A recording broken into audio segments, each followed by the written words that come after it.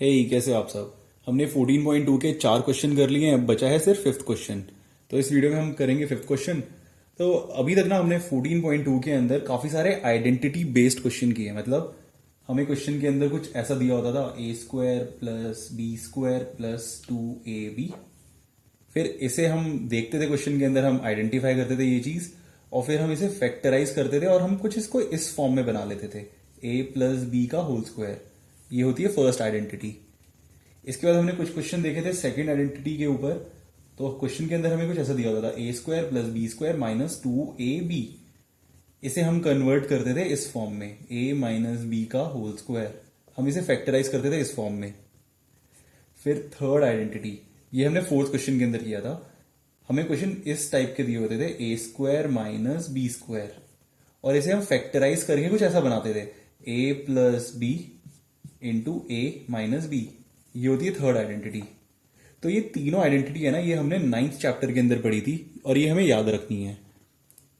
अब जो fifth question है वो भी एक आइडेंटिटी बेस्ड क्वेश्चन है, पर उसके अंदर ये तीनों आइडेंटिटी यूज नहीं होगी, उसके अंदर फोर्थ आइडेंटिटी यूज होगी जो कि हमें याद नहीं करनी थी।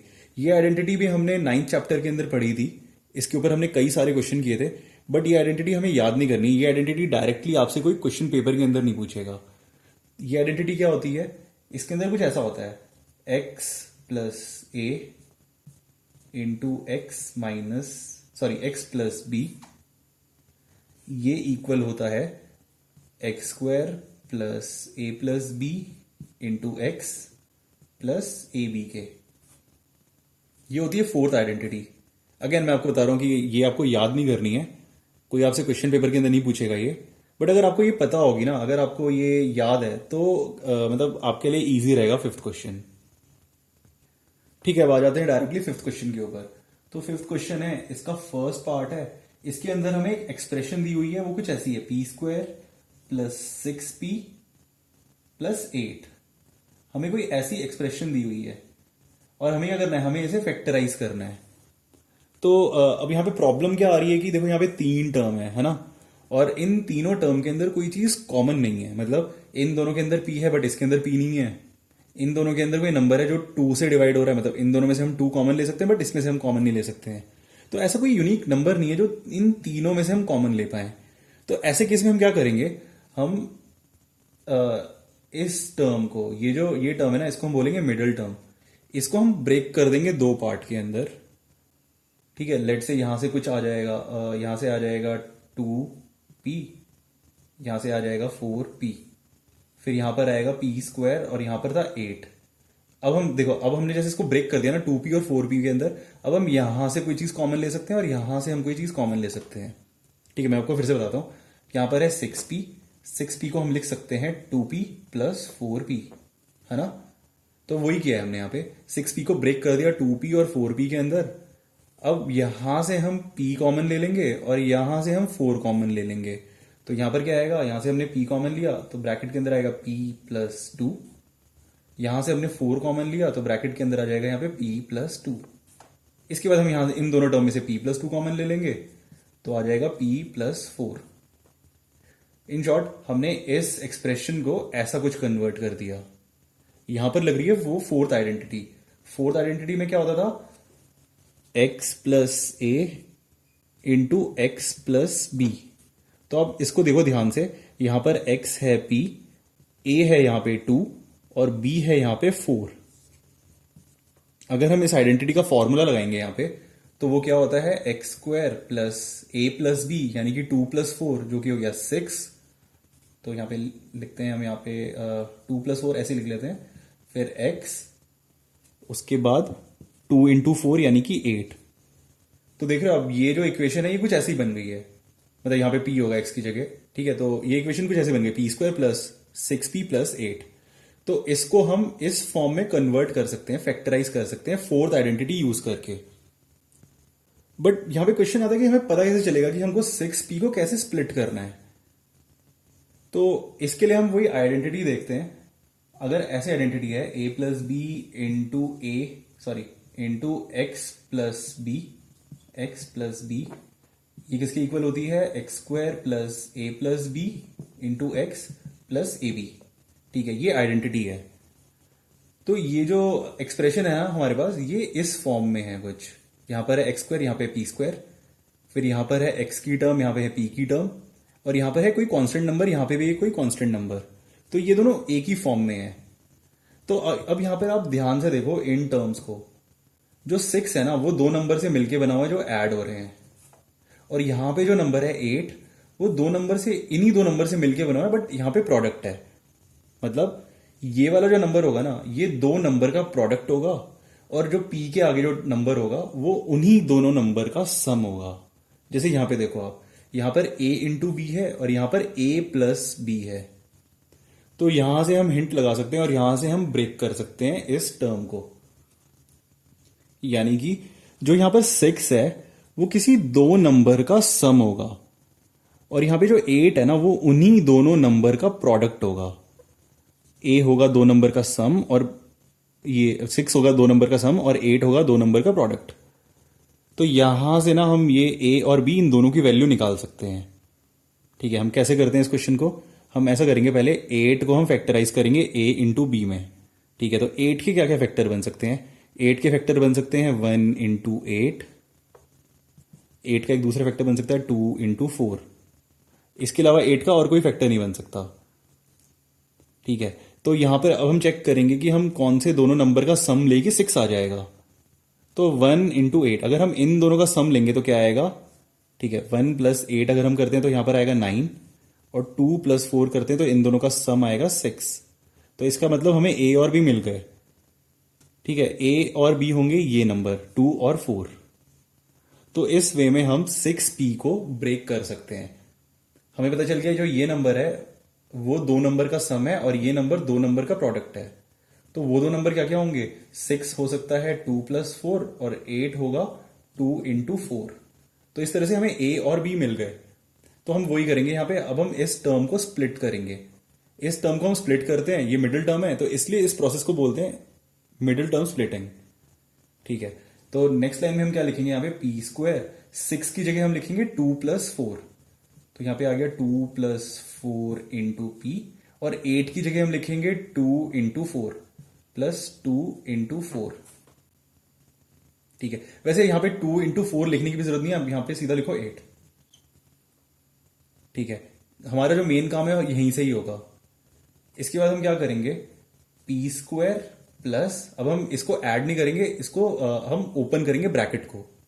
तो ये आ जाएगा 2 प्लस 4 इंटू पी है, तो क्या होगा? 2 इंटू पी, तो ये आ गया 2p, प्लस 4 इंटू पी, तो ये आ गया 4p। तो 2 प्लस 4p को हमने ब्रेक कर दिया इस फॉर्म में, 2p प्लस 4p। अब इसके बाद हम इन दोनों में से कॉमन लेंगे और इन दोनों में से कोई चीज कॉमन लेंगे। तो इन दोनों में से आ जाएगा p कॉमन, तो ब्रैकेट के अंदर बचेगा p, इधर से बचेगा सिर्फ 2। इन दोनों में से हम कॉमन लेंगे 4, तो यहां पे बचेगा p और यहां पर बचेगा 2। फिर नेक्स्ट स्टेप में हम p प्लस 2 इसको कॉमन ले लेंगे इन दोनों टर्म में से।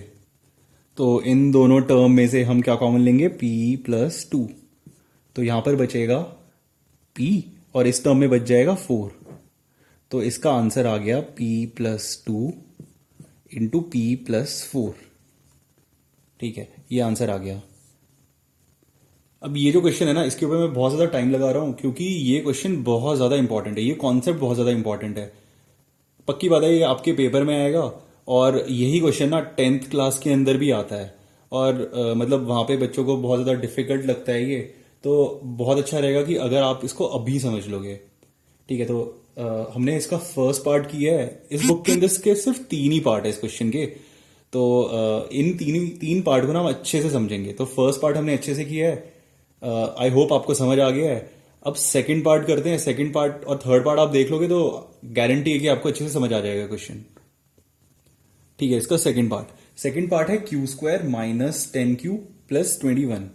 सेम वही क्वेश्चन है। इसके अंदर हम क्या करेंगे? ये जो मिडिल टर्म है इसको स्प्लिट करेंगे, 2 पार्ट में स्प्लिट करेंगे। कि जैसे यहां पर है क्यू स्क्वायर, यहां पर कुछ नंबर आ जाएगा माइनस समथिंग, फिर यहां पर कोई नंबर आएगा, यहां पे है प्लस 21। फिर हम इन दोनों में से कोई चीज कॉमन लेंगे और हम इन दोनों में से कोई चीज कॉमन लेंगे। तो ऐसे हम इसको फैक्टराइज करेंगे।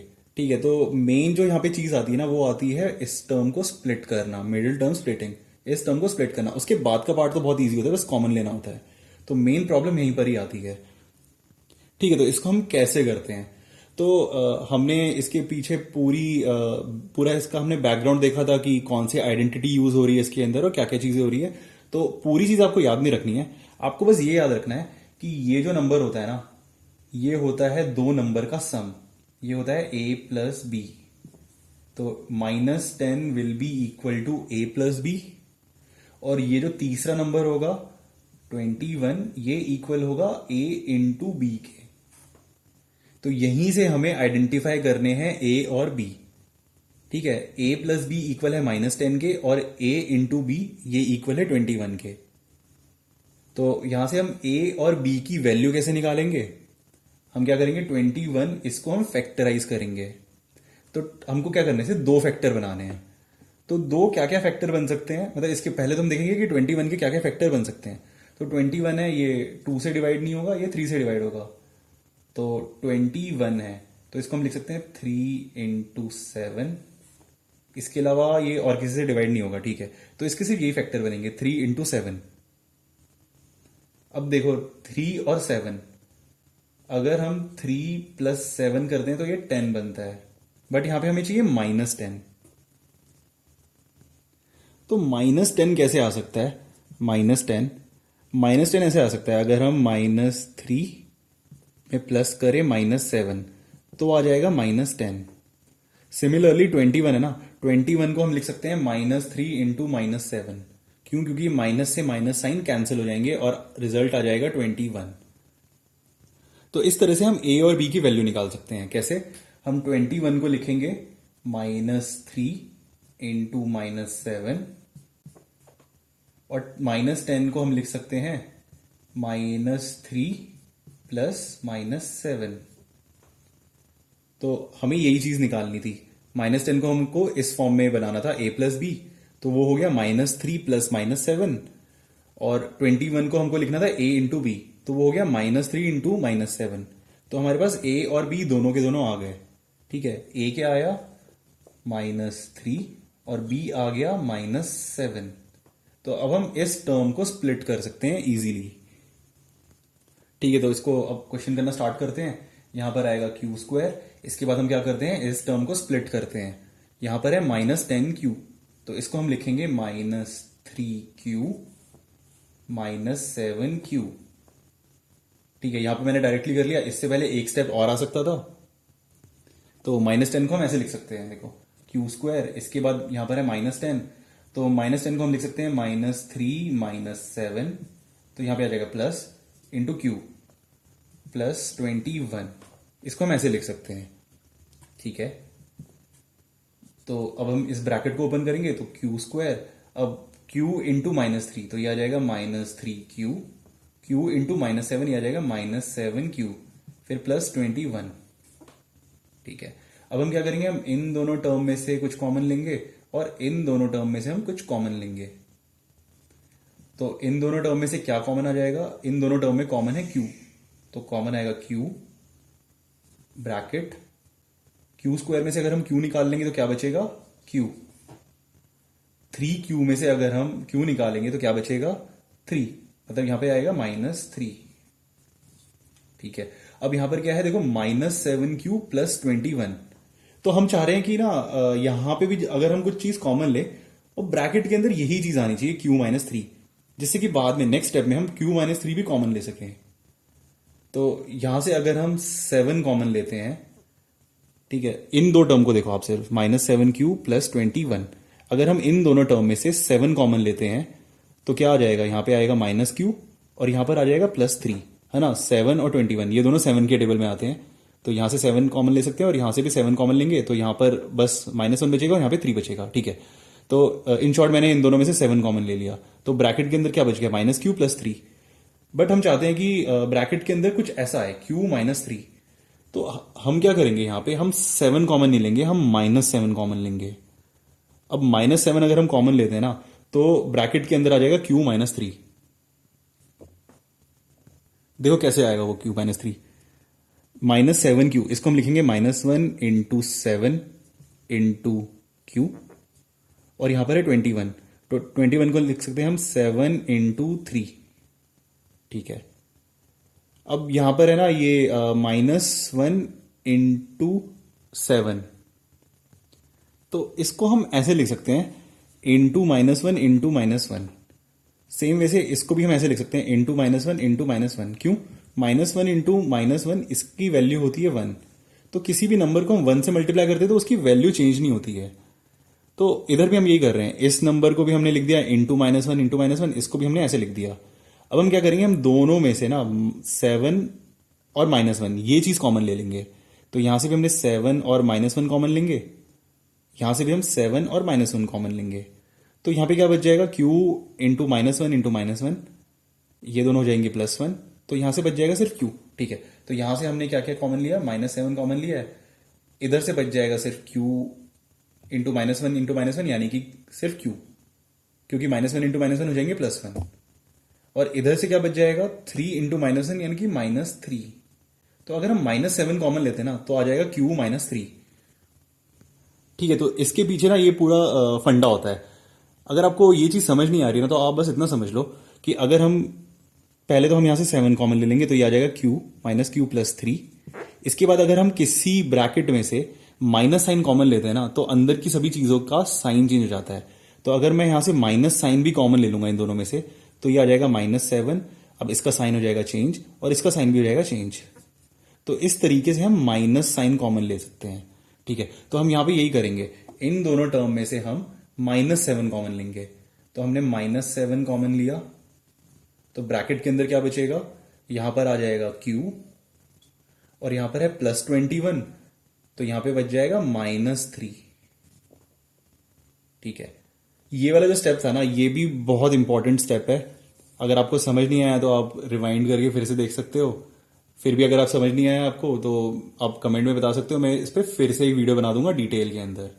ठीक है, बट ये जो कॉन्सेप्ट है ना ये बहुत ज्यादा इंपॉर्टेंट है, इसको आप अच्छे से समझ लो। ठीक है, तो इस तरीके से हमने क्या किया, q -3 कॉमन ले लिया दोनों में से, मतलब यहां पर हमने q और यहां से -7 कॉमन ले लिया। अब नेक्स्ट स्टेप में हम क्या करेंगे, q -3 दोनों में से कॉमन लेंगे। ठीक है, इन दोनों टर्म के अंदर q -3 है, तो हमने q -3 दोनों टर्म से लिया कॉमन। इसमें से हमने q -3 कॉमन लिया तो यहां पे क्या बचेगा, सिर्फ q। इसमें से हमने q -3 कॉमन लिया तो यहां पे बच जाएगा सिर्फ -7। तो हमारा आंसर आ गया q -3 इंटू q -7।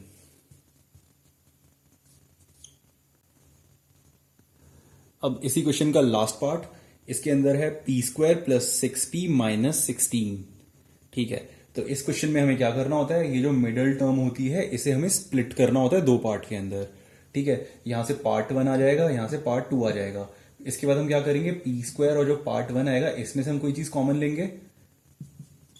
यहां पर -16 है, फिर हम इन दोनों टर्म में से कोई चीज कॉमन लेंगे। ऐसे हम क्वेश्चन को आगे प्रोसीड करेंगे। तो हम डिसाइड कैसे करेंगे कि 6p को हमें कैसे ब्रेक करना है। हमें पता है कि ये जो नंबर होगा -16 ये इक्वल होगा a इंटू बी के, और यहां पे जो नंबर है +6 ये इक्वल होगा a + b के। तो हमें ऐसे फैक्टर निकालने हैं, हमें a और b ऐसे नंबर निकालने हैं कि उनका सम आए 6 और उनका प्रोडक्ट आए -16। ठीक है, तो इस तरीके से हम a और b की वैल्यू निकालेंगे। तो आप यहां पे देखो, और अच्छा ठीक है, इसको हम स्टार्ट करते हैं प्रोडक्ट वाले से। जो भी प्रोडक्ट है ना a इंटू बी, हम यहां से फैक्टर निकालते हैं। ठीक है, तो प्रोडक्ट क्या आना चाहिए, -16। अब आप देखो -16 है, कोई नंबर माइनस है, नेगेटिव के अंदर है कोई नंबर, तो कोई नंबर नेगेटिव के अंदर कब आता है, वो तब आता है जब एक नंबर नेगेटिव हो और दूसरा नंबर पॉजिटिव हो। ऐसा तभी हो सकता है ना, किसी दो नंबर का प्रोडक्ट तभी नेगेटिव होगा जब उनमें से एक नंबर नेगेटिव हो और दूसरा नंबर पॉजिटिव हो। अगर दोनों नंबर पॉजिटिव होंगे तो इन दोनों का प्रोडक्ट क्या आएगा, पॉजिटिव। अगर दोनों नंबर नेगेटिव होते हैं तो इन दोनों का प्रोडक्ट क्या आएगा, पॉजिटिव। सिर्फ उसी केस में प्रोडक्ट नेगेटिव आता है जब एक नंबर तो पॉजिटिव हो और दूसरा नंबर नेगेटिव हो। तो इससे हमें एक आइडिया तो लग रहा है कि a और b है ना, तो इनमें से एक पॉजिटिव होगा एक नेगेटिव होगा। ठीक है, तो हमें ये पता चल गया कि यहाँ पे -16 है, इनके जो फैक्टर होंगे उसमें एक नंबर पॉजिटिव होगा और एक नंबर नेगेटिव होगा। ठीक है, तो ऐसा करते हैं कि पहले इसके सारे फैक्टर निकाल लेते हैं। तो 16 है। 16 के क्या क्या फैक्टर बन सकते हैं? 1 इंटू 16, फिर ठीक है ये 2 से भी डिवाइड होगा तो 2 इंटू 8, 3 से डिवाइड नहीं होगा, इसके बाद होगा 4 इंटू 4। ठीक है, बस इसके ये 3 ही पेयर बन सकते हैं फैक्टर्स के, 1 इंटू 16, 2 इंटू 8 और 4 इंटू 4। अब हमें चेक करना है कि किन दो फैक्टर का सम 6 आ सकता है। ठीक है, तो यहां पर है 1 और 16, इनका सम नहीं आ सकता कभी भी। इन दोनों का आ सकता है, इनका कभी नहीं आ सकता, 4 और 4। मतलब देखो यहां पे है -16, है ना। तो हमने बात करी थी कि एक नंबर होगा पॉजिटिव और दूसरा नंबर होगा नेगेटिव। ठीक है, तो या तो देखो ऐसा होगा -1 इंटू 16 होगा या -16 इंटू 1 होगा। इधर से दो पॉसिबिलिटी हो सकती है, या तो -2 इंटू 8 या फिर -8 इंटू 2। यहां पे भी यहां पे बस एक ही पॉसिबिलिटी होगी, -4 इंटू 4। ठीक है, तो ये सारे पेयर बन सकते हैं। अब चेक करेंगे हम कि इन फैक्टर में से किस फैक्टर का सम, किस फैक्टर के पेयर का सम आ रहा है 6, ये वाला नंबर। तो यहां पे आप सब देखो, ये जो फैक्टर बन रहा है ना -2 और 8, अगर हम इन दोनों को सम करते हैं, इन दोनों को ऐड करते हैं, तो आएगा उन दोनों का सम 6, यानी कि 8 प्लस -2। अगर हम ये करेंगे तो रिजल्ट आएगा 6, है ना। ये हो जाएगा 8 - 2 यानी कि 6। तो इसका मतलब ये होगा फैक्टर। तो इसमें से एक नंबर होगा ए और एक होगा बी। ठीक है, तो हमने क्या किया, अभी -16 को हम ऐसे लिखेंगे -2 इंटू 8, और यहां पे +6 है, इसको हम ऐसे लिख सकते हैं 8 प्लस -2। तो हमारे पास ए और बी दोनों की वैल्यू आ गई। ठीक है, तो 6 को हम लिखेंगे 8 - 2। तो यहां पर हम इस टर्म को स्प्लिट करेंगे, तो नेक्स्ट लाइन में आएगा p²। अब 6 की जगह हम लिखेंगे क्या, 8 - 2 इंटू p, फिर -16। ठीक है, इस ब्रैकेट को अब हम ओपन करेंगे, तो यहां पर आएगा p² प्लस 8p -2p -16। ठीक है, अब हम क्या कर सकते हैं, अब हम देखो इन दोनों टर्म में से p कॉमन ले सकते हैं और इन दोनों टर्म में से हम 2 कॉमन ले सकते हैं। ठीक है, तो यही करेंगे हम, इन दोनों टर्म में से p कॉमन लेंगे, तो यहां पे बच जाएगा सिर्फ p और यहां पे बच जाएगा 8। तो यहां आ गया p इंटू p प्लस 8। अब इन दोनों टर्म में से हम कॉमन लेंगे क्या, -2। अगर हम -2 कॉमन लेंगे तभी ब्रैकेट के अंदर आएगा p प्लस 8। ठीक है, तो यहां से हम कॉमन लेंगे -2, तो यहां पे बचेगा p और यहां पे बचेगा +8। +8 कैसे बचा, -16 है ना, इसको हमने लिखा -2 इंटू 8, तो हमने ये -2 कॉमन लिया है, तो बच गया सिर्फ 8 यानी कि +8। तो यहां पे बच गया +8। ठीक है, इन दोनों टर्म के अंदर अब p प्लस 8 कॉमन है, तो इन दोनों टर्म में से हम p प्लस 8 कॉमन ले लेंगे। तो नेक्स्ट लाइन में आएगा p प्लस 8 इंटू, इस टर्म में से अगर हम p प्लस 8 निकालेंगे तो क्या बचेगा, सिर्फ p, तो यहां पर आया p। इस टर्म में से अगर हम p प्लस 8 निकालेंगे तो क्या बचेगा, -2, तो यहां पर आ गया -2। तो आंसर आ गया p प्लस 8 इंटू p -2। ठीक है, तो इसी के साथ 5th क्वेश्चन हो गया कंप्लीट और ये एक्सरसाइज भी कंप्लीट हो गई। ये जो 5th क्वेश्चन है ना, मैं फिर से रिपीट कर रहा हूं, ये बहुत ज्यादा इंपॉर्टेंट क्वेश्चन है और ये मतलब काफी मुश्किल से समझ आता है बच्चों को, काफी प्रॉब्लम होती है। और इस क्वेश्चन के आपके क्वेश्चन पेपर में आने के बहुत ज्यादा चांसेस हैं और ये क्वेश्चन 10th क्लास के अंदर भी रिपीट होगा। तो इन शॉर्ट आपको ये क्वेश्चन अच्छे से समझना है, इसको अच्छे से समझ लो, मतलब बहुत सही रहेगा। ठीक है, तो ये वीडियो खत्म करते हैं। अगर आपको अच्छा लगा ये वीडियो तो प्लीज इस वीडियो को लाइक करो और चैनल को सब्सक्राइब करो। अगर आपको समझ नहीं आया तो आप कमेंट में बता सकते हो, मैं आपको ये फिर से समझा दूंगा ये कॉन्सेप्ट। ओके, तो थैंक यू।